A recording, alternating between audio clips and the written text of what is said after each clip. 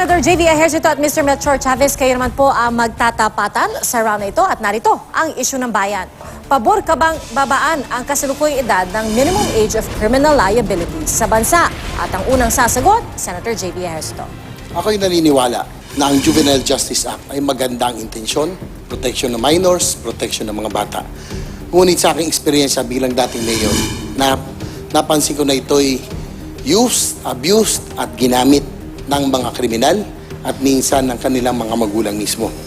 Kaya ako po ay naniniwala na dapat natin buksan ang usapin. No? International standard says yung average is 11 to 12 sa minimum age of responsibility. Ang sa akin, pag-aralan po natin, but 9 is too low. Masyado hong bata yan. Meron po akong anak na bata. At sa akin, dapat ang i-penalize, harsher penalties doon sa mga adults, sa mga magulang na gumagamit sa mga bata, sa mga kriminal na gumagamit sa mga bata. Ginoong Chavez, you have 45 seconds. Ang aking pong pananaw, Pia, ay ayaw ko. Dahil ang kailangan natin, ang pananaw nga ng Pangulong ng ating bayaning si Rizal ay ang kabataan, ang siyang pag-asa ng bayan.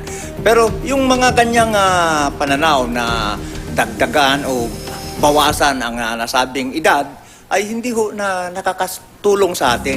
Ang ating mga Senado at Kongreso ay mga walang pananaw para ayusin ang ating mga kabataan. Dahil sa tingin ko, ang ating mga magulang ay nagmamahal sa ating mga kabataan. Tanong ko lang kay Mel, no? Alam mo ba, Mel, na 70% ng krimen na nangyayari ngayon, yung crime against property, no, ay karamihan ay bata ang ginagamit. In fact, karamihan sa kanila ay ready na ang birth certificate. Ano ang alternatibo? Ang JB, nandito sa harapan natin si dating Chief PNP Bato de la Rosa. Kaya sa tingin ko, problema ng ating hong kapulisan ang nasabing mga problema ng ating ginagamit ng mga kabataan. Kaya sa tingin ko walang panahon na para bawiin o pababain ang ating hong edad ng ating mga kabataan.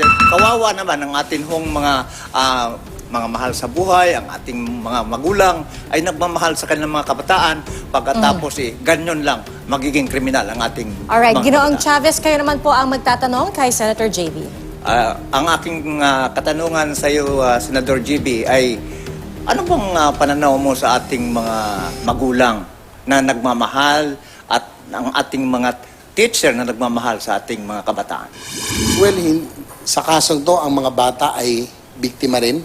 Kung kaya't ako talaga mas pabor ako na bigyan ng harsher penalties, ng mas matinding kapurusahan ang mga magulang, ang mga kriminal na gumagamit sa mga bata para sa kanilang mga criminal activities. Kung kaya't ako po, one level higher o even reclusion perpetua nang sa gano'n matigil na ang paggamit ng mga kriminal sa ating pong mga kabataan sa kanila pong mga criminal activities.